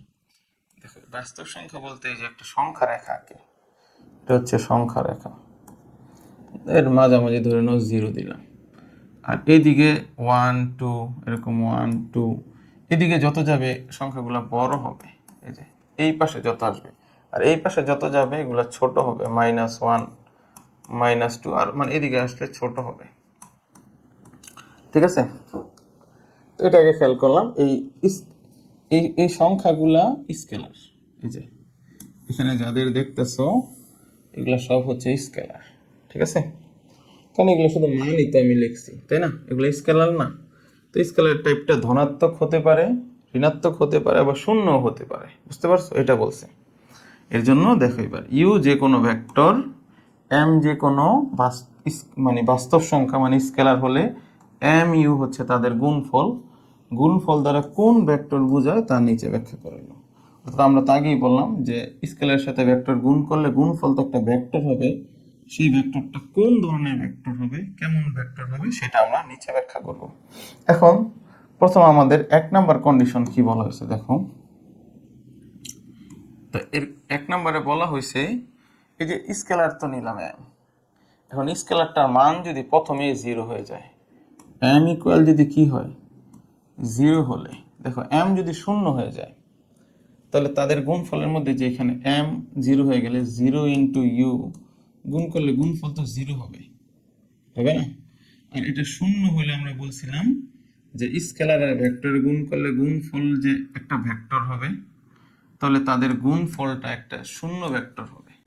ফলে এটাই লিখছে দেখো, এম 0 হলে এম ইউ ভেক্টর হবে শূন্য ভেক্টর, অর্থাৎ হলে এম স্কেলারের সাথে ভেক্টর গুণ করলে গুণফল হবে শূন্য ভেক্টর। দেখো এটা হচ্ছে কিনা, বুঝে এটাই লিখছে। ঠিক আছে? আর 2 নাম্বার কন্ডিশনটা দেখো কি বলছে। দ্বিতীয়তে বলছে এম যদি শূন্য না হয়, এবার ঠিক আছে, এম যদি শূন্য না হয়, দেখো এম শূন্য না হলে এম ইউ এর দৈর্ঘ্য ইউ এর দৈর্ঘ্যের এম গুণ হবে। বুঝতে পারছো? এটার মানে কি বলছে দেখো, এই যে এখানে দেখো এম ইউ তো গুণফল বোঝাচ্ছে না দুইটা ভেক্টরের। এখন এম শূন্য না হলে, এম শূন্য না হলে ইউ ভেক্টরটা হবে এম যত তত গুণ পর্যন্ত, অর্থাৎ ইউ ধরে নাও এটা ভেক্টর আর এম ধরে নাও 3, তাহলে এই ইউ ভেক্টরটা এখন 3 গুণ হয়ে গেছে। অর্থাৎ স্কেলের উপর নির্ভর করে আগে ইউ এর দৈর্ঘ্য যা ছিল, এখন কিন্তু এই স্কেলার গুণ করার কারণে মানে আমাদের এখানে স্কেলার 3 নিছি, ফলে ইউটা এখন 3 গুণ বড় হয়ে গেছে। বুঝতে পারছো? এটাই বলছে আর কি, যে এম 0 না হলে এম ইউ এর দৈর্ঘ্য ইউ এর দৈর্ঘ্যের এম গুণ হবে, অর্থাৎ এম গুণকে মডুলাস দিয়ে লিখছে। ফলে কি হবে, ফলে এম ইউ এর ধারক রেখা হবে। আচ্ছা দেখো এই ইউটা যদি এখন 3 গুণ বড় হয়ে যায়, ঠিক আছে, তাহলে সেটা ধারক রেখা তো ইউ এর ধারক রেখার মতোই হবে, কারণ ইউ এর মানে ব্যাপারটা এরকম, দেখো এটা হচ্ছে ইউ, ঠিক আছে, এর একটা বিশাল ধারক রেখা ছিল এরকম। এখন ইউকে 3 গুণ করার কারণে এই ভেক্টরটা ধরো আরো বড় হয়ে গেছে, কিন্তু বড় হলেও তো তার ধারক রেখা, এই যে ইউ এর ধারক রেখা যেটা ছিল, হ্যাঁ আগে, এখন কিন্তু 3 ইউ এর ধারক রেখাও সেই বিশাল রেখার একটা অংশ এখন, ঠিক আছে। আমরা ধারক রেখার সংজ্ঞা বলছিলাম একটা অসীম রেখা হবে, তাহলে এই অসীম রেখার অংশই তো 3 ইউ, তাই না? তাহলে ইউ এর যে ধারক রেখা এম ইউ এর সে একই ধারক রেখা হবে, এটাই বলছে যে এম ইউ এর ধারক রেখা ইউ এর ধারকের সাথে অভিন্ন হবে, অর্থাৎ একই হবে। তো আলটিমেট কথাটা এটাই যে যদি এম কি না হয়, আরেকবার বলে দিই, এম যদি শূন্য না হয়, যদি এরকম হয় তাহলে কি হবে, এম যদি শূন্য না হয় তাহলে এম ইউ এর এটার দৈর্ঘ্য হবে, এটার দৈর্ঘ্য হবে এম, এটার দৈর্ঘ্য হবে ইউ এর দৈর্ঘ্যের কি এম গুণ, মডুলাস দিয়ে এম গুণ লিখবা, ঠিক আছে, এটা লিখবা। এবং ইউ এর ধারক রেখা যা হবে, ইউ এর ধারক যেটা হবে ও এম ইউ এর ধারক কি হবে, একই হবে। ধারক মানে কিন্তু ধারক রেখার কথাই বোঝানো হয়েছে, আর অভিন্ন মানে একই বোঝানো হয়েছে, এটাই তো, ঠিক আছে। এখন এইবার দুইটা কন্ডিশন খেয়াল করো, যদি শূন্য না হয়, খেয়াল করছো, যদি শূন্য না হয়, এমটা শূন্য না হলে কয়টা কন্ডিশন বললাম, দুইটা। ধরো এই শূন্য হইল না, তাহলে সে হইতে পারে শূন্য থেকে বড় এম, অথবা শূন্য থেকে ছোট হইতে পারে, বুঝতে পারছো? এবং ধারক রেখা কিন্তু একই থাকবো, বড় হোক ছোট হোক ধারক রেখা একই থাকবো, এটা আগে বলে নিছি। তাহলে এম যদি শূন্য থেকে বড় হয়, খেয়াল করো, তাহলে এই দিকের কথা বলতেছি, এম শূন্য থেকে বড় হইলে, এত হলে দেখো শূন্য থেকে বড় মানে কি, সামনে পজিটিভ, ঠিক আছে, শূন্য থেকে বড় হইলে কি হবে, এত হলে, শূন্য থেকে বড় হলে এম ইউ এর দিক হবে ইউ এর দিকে, মানে যদি এম শূন্য থেকে বড় হয় তাহলে ইউ তো এই দিকে আছে ধরো, আর এম ধরো 2 আছে, তাহলে 2 তো পজিটিভ, ফলে 2 ইউ হবে, ইউ যেই দিকে আছে ধরো এই দিকে আছে ইউটা, হ্যাঁ ইউটা ধরো এই দিকে গেছে, তাহলে 2 এর ইউ এর দিকও একই দিকে থাকবে, বুঝতে পারছো? দিক একই থাকবে, দিক পাল্টাবে না। কিন্তু খতে বলছে দেখো, যদি এম শূন্য থেকে ছোট হয়ে যায়, খেয়াল করো, এম যদি শূন্য থেকে ছোট ধরো -2 ধরে নিলাম, তাহলে ইউটা হচ্ছে এই ভেক্টরটাকে বোঝালো, ইউ ভেক্টর। তাহলে এই 2 যদি এরকম হয় -2 ইউ হয়ে যায়, তাহলে ঘটনাটা তো ঘুরে যাবে, আগে ইউ এর দিক যেই দিকে আছে 2 এর দিক হবে তার উল্টা দিকে, কারণ সামনে মাইনাস। তাহলে এম শূন্য থেকে যদি কি হয়, ছোট হয়, এত হলে এম ইউ এর দিক ইউ এর দিকের কি হবে, বিপরীত হবে, ঠিক আছে, এই যে এটাই লিখছে, ইউ এর দিকের বিপরীত হবে, এটাই, বুঝতে পারছো? তো এটা একটু ভালো মতো পড়ে নিও, ভেক্টরের সাথে সংখ্যা গুণিতকটা, ঠিক আছে, বইয়ের মতো করে লিখো, এটা তো আর তেমন কিছু না, আমি ওই জিনিসটাকে এখানে সংক্ষেপে একটু লিখছি, তো ব্যাপার ওইটাই লিখবা, কারণ পরীক্ষা একটু সাজায় লিখতে হয়, ঠিক আছে। তো পরের প্রশ্নে চলে যাই, পরে কি দেওয়া আছে, আচ্ছা পরে আর তেমন কিছু নাই, ঠিক আছে। আর এখানে আচ্ছা কিছু আছে, শর্তগুলো আছে, এটা একটু পড়ে নিও এগুলা। এটা তো বিনিময় বিধি, যেমন ইউ এর সাথে ভি আর ভি এর সাথে ইউ, একই তো, দুইটা সেম। এটা কি বিধি? এটা বিনিময় বিধি।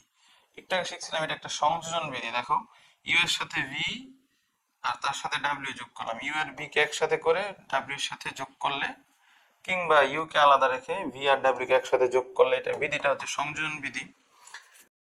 ঠিক আছে, এটা সংযোজন বিধিগুলো পড়ছিলেন, এই বিধিগুলো একটু মনে রাখো, ঠিক আছে। তো এখানে গেল, এটা লাগবে না। তো এখন আমরা এই অবস্থান ভেক্টর টপিকটা পড়ব। অবস্থান ভেক্টর কি? ধরো এটা একটা রোম। এখন রোমের মাপটা নেওয়ার জন্য তো যে কোনো একটা পয়েন্টকে ফিক্সড ধরে নিতে হবে, ঠিক আছে। মানে এই রোমের একটা পয়েন্টটাকে ফিক্স ধরে নিব। ধরো এখান থেকে মাপা শুরু করলাম, এইদিকে, তারপর এইদিকে। তো শুরু তো করছি এখান থেকে, তাই না? তো এটা হবে স্টার্টিং পয়েন্ট, মানে এখানে 0 থেকে শুরু করা হয়েছে কণা। তাহলে এটাকে আমরা মূলবিন্দু বলবো। এই মূলবিন্দুর সাপেক্ষে অন্য কোনো বিন্দুর, ধরে নাও এখানে একটা বিন্দু আছে, এটার নাম হলো এ বিন্দু। হ্যাঁ, এই বিন্দুর অবস্থান নির্ণয় করার জন্য, অবস্থান নির্ণয় করতে হলে আমরা কি করি? এখান থেকে একটা রেখা টানবো, একটা দিকে, এর দিকে একটা রেখা টানলাম। তাহলে এই বিন্দুর অবস্থান নির্ণয় করার জন্য এই যে ও থেকে এ বরাবর যে রেখা টানলাম, সেটার নাম হলো ও এ ভেক্টর। সেটাই হচ্ছে অবস্থান ভেক্টর। এটা বুঝলাম। তাহলে আরেকটা বিন্দু নেই, বি বিন্দু। তাহলে এই মূলবিন্দু থেকে বি বিন্দুর অবস্থান ভেক্টর কি হবে? ও বি হবে। বুঝতে পারছো? ও থেকে বি এর দিকে। এখন এই অবস্থান ভেক্টরকে আমরা এইভাবে লিখতে পারি, এটাকে ইউ দ্বারা প্রকাশ করলাম, এটাকে ভি দ্বারা প্রকাশ করলাম, ঠিক আছে। আচ্ছা, এখন এতক্ষণ দেখো আমরা একটা ব্যাপার খেয়াল করতে পারছি। আমরা কিন্তু, হ্যাঁ, এই যে ও এ কে আসলে ইউ দ্বারা লিখলাম। এই ইউ ভেক্টরের আদি বিন্দু হচ্ছে ও বিন্দু, বুঝতে পারছো?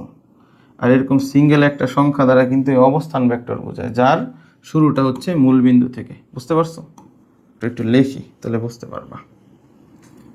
এ বিন্দুর এই বিন্দুটার অবস্থান ভেক্টর, আমরা অবস্থান ভেক্টরটা মূল বিন্দু থেকে হিসাব করি। এ বিন্দুর অবস্থান ভেক্টর ও এ, বুঝতে পারছো? ও এ কে আমরা ইউ দ্বারা প্রকাশ করলাম। আবার বি বিন্দুর অবস্থান ভেক্টর হবে ও বি, সেটাকে বি দ্বারা প্রকাশ করলাম, ঠিক আছে। তো এখানে এটাই লেখা আছে। এখন একটা জিনিস খেয়াল করো, আমাদের যদি বলা হয় এ বি কত, বুঝতে পারছো? এ বি কে বের করতে বলা হলো অবস্থান ভেক্টরের সাহায্যে। আমি এ বিন্দুর অবস্থান ভেক্টর জানলাম, বি বিন্দুর অবস্থান ভেক্টর জানলাম। এখন এ বি কতটুকু সেটা কিভাবে জানবো? দেখো, এ বি বের করার একটা পদ্ধতি আছে। এ বি ভেক্টরকে জানার জন্য, এ বি ভেক্টর এর অবস্থান ভেক্টরের সাহায্যে বের করা যায়। আগে এখানে দেখো, এই ভেক্টরটা শুরুর বিন্দুকে কোনটা? এ, আর শেষ বিন্দু কোনটা? বি। তাহলে অবস্থান ভেক্টরের সাহায্যে এটাকে বের করা যায় এরকম, যে শেষ বিন্দুর মানে এই এবি ভেক্টরের শেষ বিন্দু বা অন্তবিন্দুর শেষ বিন্দুর অবস্থান ভেক্টর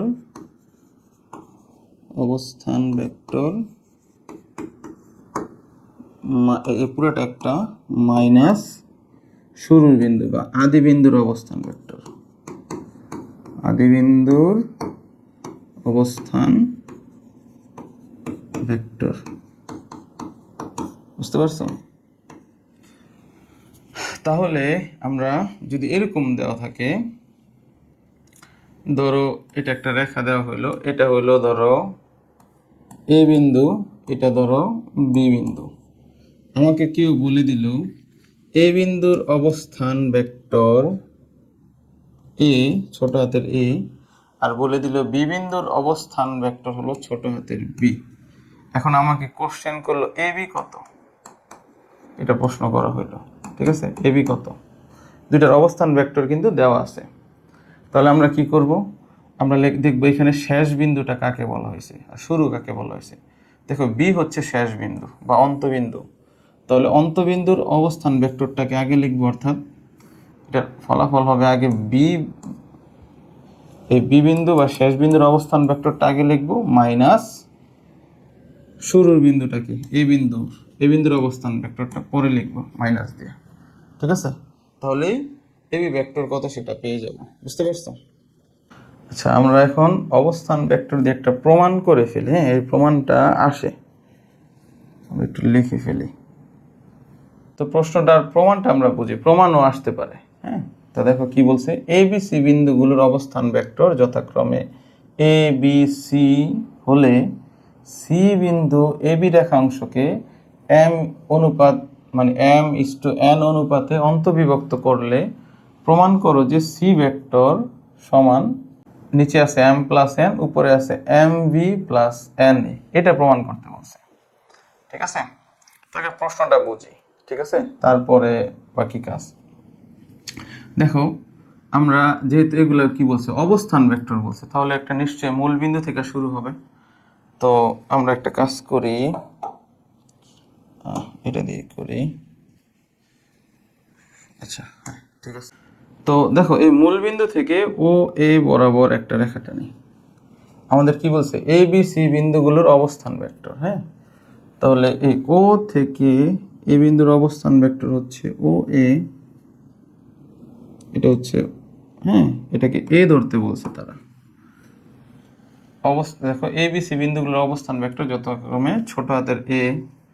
এই বি বিন্দুর অবস্থান ভেক্টর হচ্ছে, এখান থেকে আগে দাগ দেই, এই যে এটা হচ্ছে ছোট হাতের বি, এই বি বিন্দুর অবস্থান ভেক্টর। আর সি বিন্দু বলছে এ বি রেখাংশকে m/n অনুপাতে ভাগ করে, অর্থাৎ সি বিন্দুটা হবে এ বি এর মধ্যে। এই যে সি বিন্দু এখানে হবে, এটা সি বিন্দু। কেন সি বিন্দু এখানে হবে? কারণ সি বিন্দুটা এ বি রেখাংশকে, যে এ বি কে m/n অনুপাতে, অর্থাৎ m আর n অনুপাতে ভাগ করছে এই সি বিন্দু। ঠিক আছে, সি বিন্দুটা এ বি কে m/n অনুপাতে ভাগ করছে। তাহলে আমি কি করতে পারি, এখানে এখানে একটা কাজ করে দেই, এই যে সি বিন্দুর রেখাটাও টেনে দিই, এই যে ও সি। কারণ সি বিন্দু তো মানে অবস্থান ভেক্টর তো সিও আছে, তাহলে এই যে প্রত্যেকটার অবস্থান ভেক্টর লিখলাম। ঠিক আছে, এখন দেখো এখানে এবি ভেক্টর দিয়ে দিই আমরা, এখন একই দিকে রাখলাম আর কি, কারণ হচ্ছে ওই যে ত্রিভুজ বিধি প্রয়োগ করা যাবে এরকম। এখন ব্যাপারটা হচ্ছে এটা আঁকা হইল। এখন কি বলছে, প্রমাণ করতে বলছে যে সি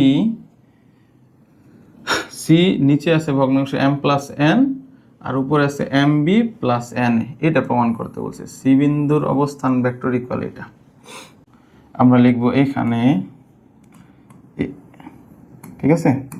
দেখো এখানে আমরা এই অনুপাতটা আগে লিখবো, এবি, এবি কে এরকম লিখতে পারেন এসি অনুপাত, এসি অনুপাত সিবি।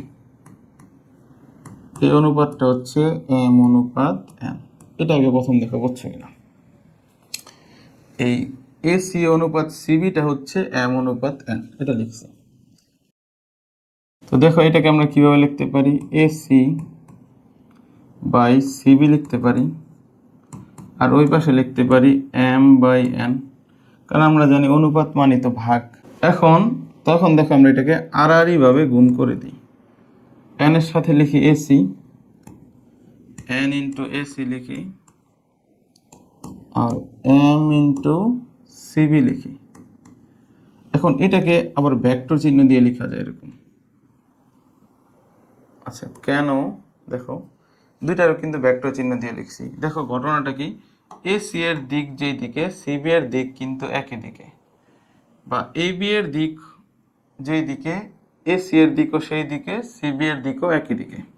তাহলে আমরা বলতে পারি এখানে এসি ও সিবি এর দিক একই, এটা লেখা যায় এইভাবে লিখি। ঠিক আছে, এখন দেখো এন কে রাখলাম স্কেলারটা। এবার এসি ভেক্টরকে কিভাবে লেখা যায় দেখো তো, ওই যে অবস্থান ভেক্টরের সাহায্যে লেখা যায় এসি ভেক্টরকে।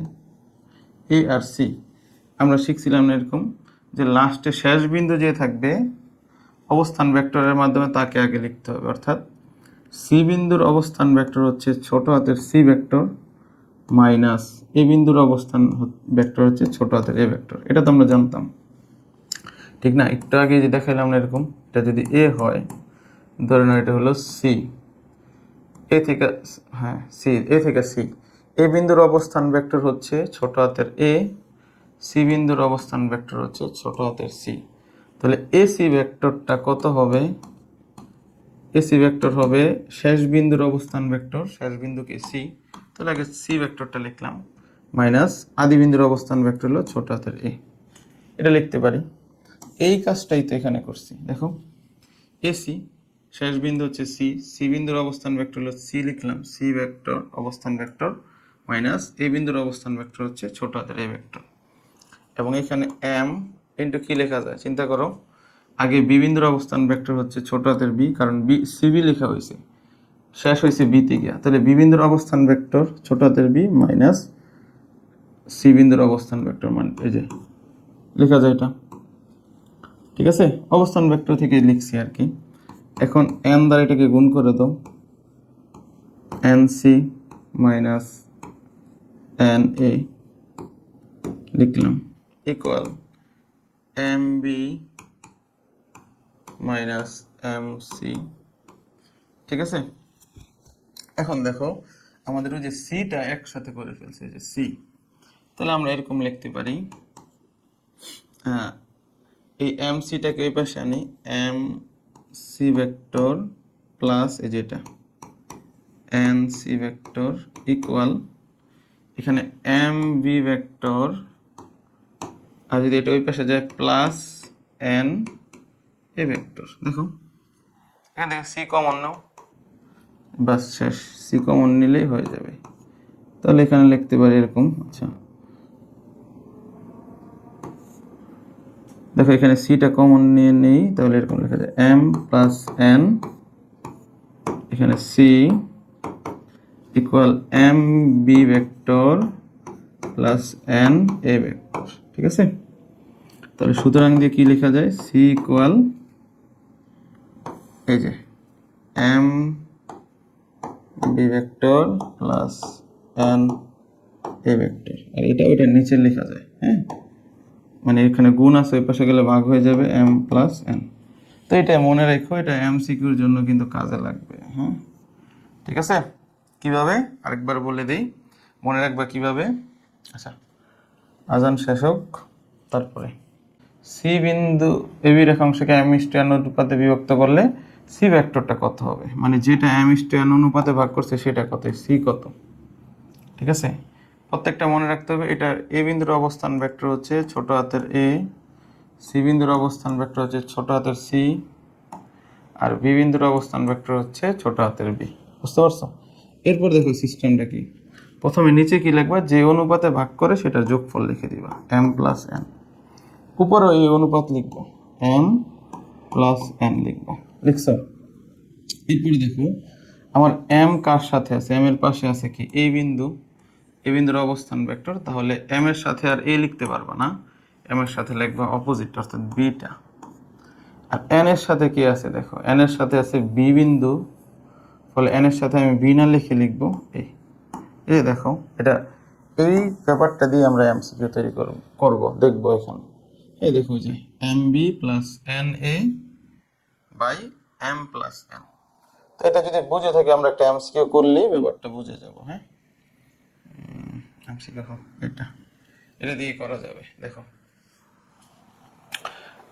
দেখো কি বলছে, এসি বিন্দুর অবস্থান ভেক্টর, এসি বিন্দুর অবস্থান ভেক্টর খেয়াল করো, এই যে এখানে দেখাই দেয় যে ধরো এটার নাম দাও এ, এটার নাম দাও সি, এসি, এসি বিন্দুর অবস্থান ভেক্টর, এর অবস্থান ভেক্টরের নাম দেওয়া হয়েছে ছোট হাতের এ, আর সি এর অবস্থান ভেক্টর নাম দেওয়া হয়েছে ছোট হাতের সি। এই যে অবস্থান ভেক্টরগুলো লিখে দিলাম পাশে, ঠিক আছে। এসি এবং পি এসি কে, এই যে এটার মাঝখানে একটা বিন্দু নিব, বিন্দুটার নাম হলো পি বিন্দু, পি বিন্দু এসি কে, এই যে এই এসি, এই এসি রেখাটাকে কি করছে 3:2, অর্থাৎ এখানে 3 এখানে 2, 3:2 অনুপাতে অন্তবিভক্ত করছে, অর্থাৎ ভিতর থেকে ভাগ করছে, ঠিক আছে। এখন পি বিন্দুর অবস্থান ভেক্টর কত, এই যে এই পি বিন্দুর, এই পি বিন্দুর অবস্থান ভেক্টরটা কত বের করতে বলছে। দেখো আমরা খুব সহজে এটা বের করতে পারি কিভাবে, সিস্টেমটা কি, এই যার অবস্থান ভেক্টর বের করব, এই যে পি বিন্দুর অবস্থান ভেক্টর ইকুয়াল কি লিখব, নিচে লিখব যে অনুপাতে ভাগ করছে, যে এই দুইটার যোগফল দিয়ে লিখে দিব। ঠিক আছে, তো নিচে লিখব 3 প্লাস 2 লিখলাম। এবার উপরেও লিখব 3 প্লাস 2, একটু গ্যাপ দিয়ে লিখবা। এখন 3 এর পাশে কি কোন অবস্থান ভেক্টরটা আছে, এ, তাহলে 3 এর সাথে আর এ লিখবা না, লিখবা 3 এর সাথে সি, বুঝছো? আর 2 এর সাথে কে আছে, এই 2 এর সাথে সি অবস্থান ভেক্টরটা আছে না, সি লিখবা না 2 এর সাথে, 2 এর সাথে লিখবা এ এর অবস্থান ভেক্টর, তাই এ লিখবা। এই যে এটা হবে অপশন 3c প্লাস 2a। এটাই তো 3c, হ্যাঁ আগে পরে হয়ে গেছে, দেখো আগে লিখবা 2a প্লাস 3c বাই 3 আর 2 যোগ করলে হবে 5। এই যে অ্যান্সারটা হবে খ, 2a প্লাস 3c বাই 5। ঠিক আছে, আচ্ছা এরপর আরেকটা এমসিকিউ দেখি এদিকে থেকে। এই এমসিকিউটা দেখো, m0 অথবা u ভেক্টর ইকুয়াল 0 ভেক্টর হয়, তাহলে নিচের কোনটা সঠিক হইবে? দেখো আমরা m জানি একটা স্কেলার, u একটা ভেক্টর, তাহলে এবার একটু বসাও। এখানে নিচে আমরা ক্যালকুলেশন করি, m হচ্ছে 0 আর u হচ্ছে 0, 0 ভেক্টর আর কি, তাহলে ফলাফল 0 ভেক্টর। এখন আমরা জানি একটা স্কেলারের সাথে একটা ভেক্টরের গুণফল একটা ভেক্টর হয়, তাহলে সেটা শূন্য ভেক্টর হবে। শূন্যর সাথে আমরা শূন্য গুণ করলে শূন্য, শূন্যের সাথে আমরা যা কিছু গুণ করি না কেন সেটা শূন্য হয়ে যাবে, ফলে এটার অ্যান্সার হবে খ, মানে 3 নাম্বারটা। এটার বিপরীত ভেক্টর কোনটা এটা তো বুঝবে, মাইনাস দিয়ে গুণ করে দিলেই হবে।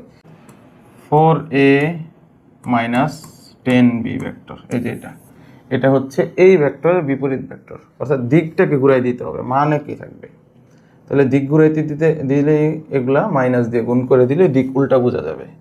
উল্টা দিক উল্টা হলে তারা সমান্তরাল হবে, দিক বিপরীত হয়ে গেল। হ্যাঁ, বুঝতে পারছো? পি কিউ, পি কিউ বিন্দুর অবস্থান ভেক্টর।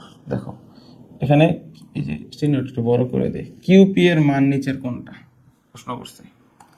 ধরো এটা হচ্ছে কিউ, এটা হচ্ছে পি, মানে কিউ পি, তো কিউ থেকে পি এর দিকে বোঝাচ্ছে। এবার বলছে পি বিন্দুর অবস্থান ভেক্টর হলো এটা, পি এর অবস্থান ভেক্টর এটা লিখে দিই 3a প্লাস বি, এটা পি বিন্দুর অবস্থান ভেক্টর। আর কিউ বিন্দুর অবস্থান ভেক্টর হলো এটা 4a প্লাস 2b, এটা হচ্ছে কিউ বিন্দুর অবস্থান ভেক্টর। ঠিক আছে, তাহলে কিউপি এর মান কত? এই যে কিউপি এর মান, এই ভেক্টরটার মান কিভাবে বের করব? এই ভেক্টরটা মনে আছে, অবস্থান ভেক্টর হলে কিভাবে মান বের করি, শেষ বিন্দুর অবস্থান ভেক্টর আগে লিখবা, এটা শেষকে, এই যে এই পি কিউ ভেক্টর, এটা শুরু আর এটা ধরো শেষ, কারণ পি থেকে শেষ হয়েছে, তাহলে শেষ বিন্দুর অবস্থান ভেক্টরটাকে আগে লিখতে হয়, মাইনাস শুরুর বিন্দু বা আদি বিন্দুর অবস্থান ভেক্টর পরে লিখতে হবে, অর্থাৎ 4a প্লাস 2b। এবার ইয়ে করো, মাইনাস ব্র্যাকেট উঠাই দাও আর কি, মাইনাস 4a মাইনাস 2b বিয়োগ করে দিলে কত হয়, এখানে হচ্ছে মাইনাস এ থাকে আর বি থেকে 2 একটা মাইনাস বি থাকে, অর্থাৎ মাইনাস এ মাইনাস বি ভেক্টর, মাইনাস এ, আচ্ছা এই যে ক নম্বর মাইনাস এ মাইনাস বি ভেক্টর এটা। ঠিক আছে, আচ্ছা এটা এটা তো সহজ, A B R B A, এটা তো এইভাবে লিখতে পারো, A B vector plus B এ ভেক্টরকে আমরা কিভাবে লিখি, এ বি কে লিখতে পারি এরকম minus B A vector plus B A vector, এটা তো 0 হয়ে যাবে, এটা সমান দিক বিপরীত যোগ করলে শূন্য হয়ে যাবে, তাহলে শূন্য ভেক্টর, যদি প্রশ্ন এখানে ভেক্টরের নিচে শূন্য দাগটা দেয় নেই, এটাই হবে অ্যান্সার, আর যদি নিচে দাগ থাকতো তাহলে ওইটা হয়তো রাইট অ্যান্সার। ঠিক আছে, মানে রাইট অ্যান্সারটা। তো এই তো, তো ক্লাসটা মোটামুটি অনেক বড় হয়ে গেছে, তো এমসিকিউগুলো আমরা পরবর্তী ক্লাসে আপলোড করব, আর মানে এই অধ্যায়ের যে সিকিউগুলো আছে সেগুলো আমরা পরবর্তী ভিডিওতে আপলোড করে দিব। আর এতক্ষণ আমাদের পাশে থাকার জন্য ধন্যবাদ, আমাদের পরবর্তী ভিডিও দেখার আমন্ত্রণ রইল। আল্লাহ হাফেজ।